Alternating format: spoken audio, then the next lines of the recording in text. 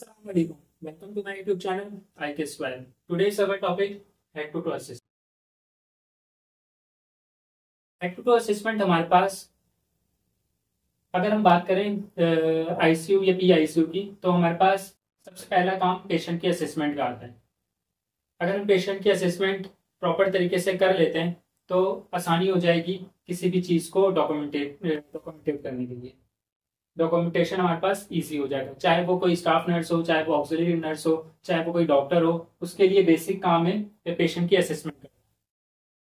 Assessment हमारे पास जो method है असेसमेंट के वो चार मेथड हैं, ये चार स्टेप्स हैं। उन चार मेथड या चार स्टेप्स को फॉलो करके अगर हम पेशेंट की हेड टू टो असेसमेंट करेंगे तो हमारे पास इजी एक पैटर्न बन जाएगा पेशेंट को असेस करने का। अगर हम इन पैटर्न को फॉलो नहीं करेंगे और इसके अलावा किसी पैटर्न से पेशेंट की असेसमेंट करेंगे तो शायद मुश्किल पैदा हो। लेकिन अगर हम मेथड के और स्टेप बाय स्टेप असेसमेंट करते हैं पेशेंट की तो वो हमारे लिए इजी हो सकता है। हमने पेशेंट की असेसमेंट करने से पहले करना क्या है, सबसे पहले हमने जिस पेशेंट की हमने असेसमेंट करनी है उसको डबल चेक करना है। डबल चेक से मुराद कि उसका हमने नेम देन एमआर, ये दोनों चीज़ें हमने चेक करनी है। और अगर पेशेंट अवेक है हमारे पास, या अगर मैं पीआईसीयू की बात करूँ बस अवेक है, तो हम उनके अटेंडेंट को काउंसलिंग कर सकते हैं या अटेंडेंट को बता सकते हैं कि हमें उस पेशेंट की हेड टू टो असेसमेंट करने लगा हूँ, ताकि वो पेशेंट भी मुतमईन हो जाए और उनको उस प्रोसीजर का पता भी हो,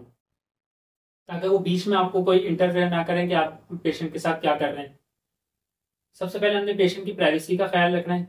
उसके बाद पेशेंट की डबल चेक करना है, पेशेंट का नाम और हॉस्पिटल से दिया गया उसका एमआर, ये दोनों चीज़ें हमने मेंशन ज़रूर करनी है और ज़रूर चेक करनी है, ताकि हम ऐसा ना हो कि किसी और पेशेंट की असेसमेंट की डॉक्यूमेंटेशन हम किसी और पेशेंट के नोट्स में कर दें। तो इसलिए हमने सबसे बेसिक काम क्या करना है, पेशेंट को चेक करना है उसके नाम और एमआर से कि हम जिस पेशेंट की हेड टू टो असेसमेंट कर रहे हैं क्या ये वही पेशेंट है जिसकी मैं असेसमेंट करना चाह रहा हूँ।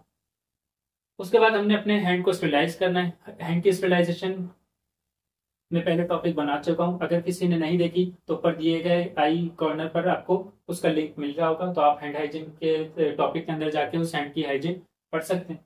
हमने सबसे पहले हैंड हाइजीन करने के बाद इक्विपमेंट जो हमें चाहिए पेशेंट के असेसमेंट के लिए, सबसे पहले हमें ग्लव्स चाहिए, then thermometer, pen light, stethoscope, blood pressure cuff इसलिए क्योंकि जब आईसीयू के अंदर होंगे तो मॉनिटर हमारे पास लगे हुए होंगे।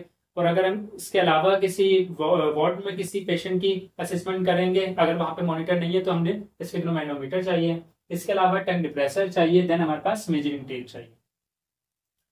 ये चीजें हमारे पास जब अवेलेबल हो जाएंगी तो हमने अपने हैंड को स्टेरिलाइज करने के बाद प्रॉपर तरीके से स्टेप बाय स्टेप पेशेंट की असेसमेंट स्टार्ट करनी है।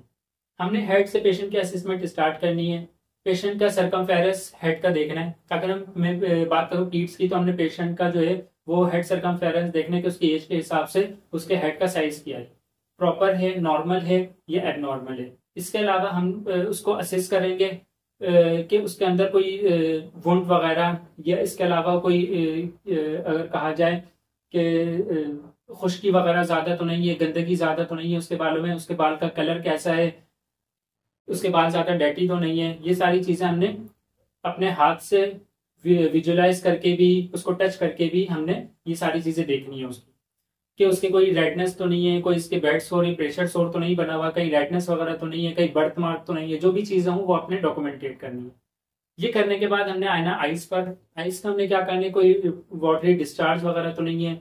इसके अलावा आई जो है वो बायोलेट्रिकल सिमिलर है। अगर बात करें नॉर्मल पेशेंट की तो जाहिर सी बात है वो उनकी कॉन्ट्रैक्शन और रिलैक्सेशन जो है वो आइस की नॉर्मल रहेगी। लेकिन अगर हम बात करें वेंटिक पेशेंट की, अगर उनको कोई सेडेशन रिलैक्सेशन वगैरह चल रही है, वो लॉन्ग टाइम तक सेडेशन रिलैक्सेशन पर है, तो उनकी आइस जो है वो रिएक्टिव है या स्लगिश है या फिक्स है या पिन पॉइंट है, वो जो भी हो हमने उसको असेस करके डॉक्यूमेंटेट करना है।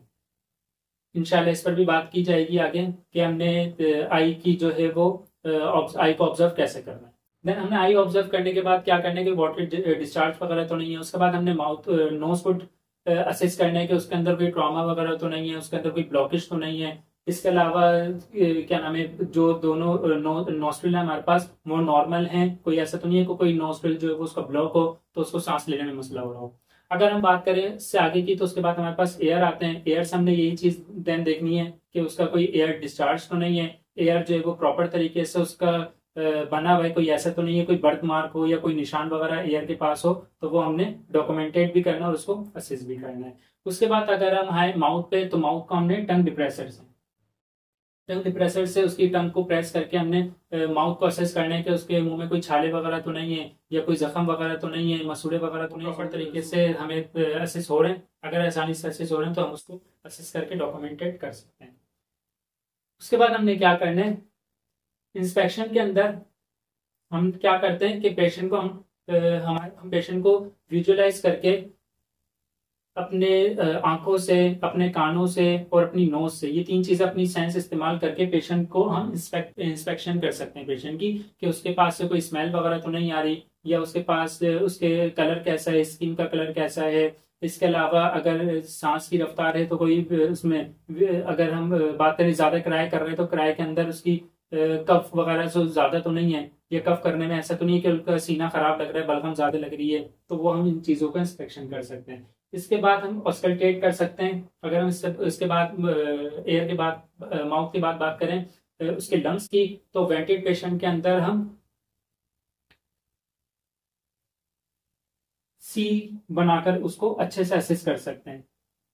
सबसे पहले जो है राइट साइड पे स्टेथोस्कोप रख के, राइट लोअर में स्टेथोस्कोप रख के, लेफ्ट लोअर में स्टेथोस्कोप रख के उसके साउंड को अच्छे से सुन सकते हैं कि जो हम वेटेड पेशेंट का एयर एंट्री जो है वो बायलैटरल इक्वल है। ऐसा तो नहीं है कि किसी एक लंग को जो है वो एयर ज्यादा मिल रही हो और एक लंग में एयर कम जा रही हो, उसकी वजह से आगे कोई मसला क्रिएट हो जाए।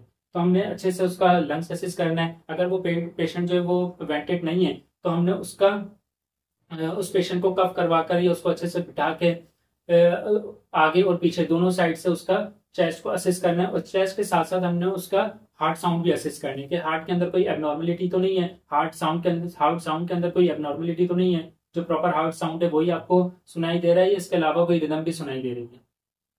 अगर हम बात करें ऑस्कल्टेशन की, तो ऑस्कल्टेशन के अंदर हम स्टमक के अंदर देखेंगे कि स्टमक के अंदर उसके बॉल साउंड जो है वो नॉर्मल है, एब्सेंट है, प्रेजेंट है या एब्सेंट है। इसके अलावा हम बात करेंगे विजुअलाइज की, इंस्पेक्शन की, कि उसका जो पूरा स्टमक है वो ज्यादा हार्ड तो नहीं है, वो स्टमक उसका सॉफ्ट है या टेंडेंट तो नहीं है, डिस्टेंट तो नहीं हुआ हुआ। अगर डिस्टेंट हुआ हुआ है तो हमने पर शिफ्ट जो है वो उसको उसका जो एब्डोमिनल गर्थ है उसको मेंशन करना है अपने डॉक्यूमेंट के अंदर, कि उसकी एब्डोमिनल गर्थ जो है वो वक्त के साथ साथ कम हो रही है या बढ़ रही है, वो आपने असेस करके डॉक्टर को इन्फॉर्म करना है। इसके अलावा उसके दोनों हाथों को, हाथ की उंगलियों को, नील्स को अच्छे से असेस करना है कि कोई ब्लिश तो नहीं हो रही, साइनोस तो नहीं हो रहा पेशेंट, या कोई गैंग्रीन वगैरह तो नहीं है, या कोई इन्फेक्शन तो नहीं लगा हुआ उसके नील्स में, या गंदे अगर नील्स आते हैं तो उसको हमने उनके अटेंडेंट को कहना है कि वो उसको क्लीन कर दें, उनको गाइड करना है कि घर पे उसको क्लीन रखा करें।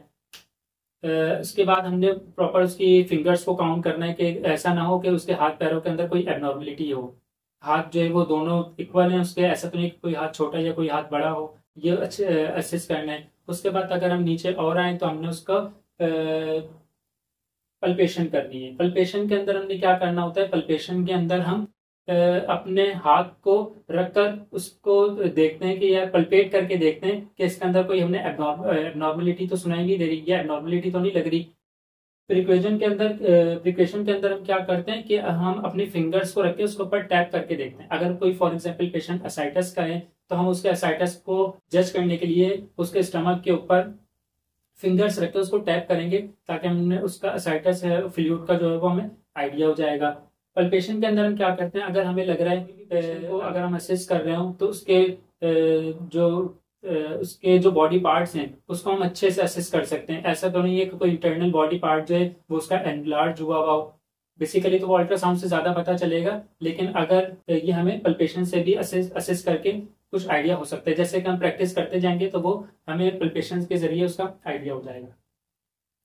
उसके बाद हमने क्या करना होता है, अगर मेल है या फीमेल है दोनों के जेनिटल जो पार्ट्स हैं वो प्रॉपर तरीके से मौजूद हैं, ऐसा तो नहीं है कि कोई पार्ट जो है वो कोई ऑर्गन उनका मिसिंग हो, वो आपने प्रॉपर तरीके से प्राइवेसी मेंटेन करते हुए उसको असेस करना है। उसके बाद उसके लोअर लिम्स को अच्छे से असेस करना है, उसके लिम्स के बाद जो उसकी फिंगर्स को अच्छे से असेस करने के प्रॉपर तरीके से उसकी फिंगर्स मौजूद हैं, काउंट करनी है उनके फिंगर से, कोई एक्स्ट्रा या कोई कम फिंगर तो नहीं है, उसके अंदर कोई एबनॉर्मलिटी अगर है तो उसको आपने मेंशन करना है। उसके बाद पूरी की पूरी डॉक्यूमेंटेशन तैयार कर लिए पेशेंट की हेड टू टो असेसमेंट के बाद। उम्मीद है कि ये लेक्चर आपको समझ में आया होगा। इससे रिलेटेड अगर कोई भी सवाल हो तो वो आप कमेंट बॉक्स में मुझसे पूछ सकते हैं। अगर ये वीडियो आपको अच्छी लगी तो अपने कोलीग्स के साथ इसको शेयर करें, इस वीडियो को लाइक करें, सब्सक्राइब करें, बेल आइकन को प्रेस करें ताकि हमारी लेटेस्ट आने वाली वीडियो आपकी नोटिफिकेशन बाद में मिल सके। नेक्स्ट वीडियो तक के लिए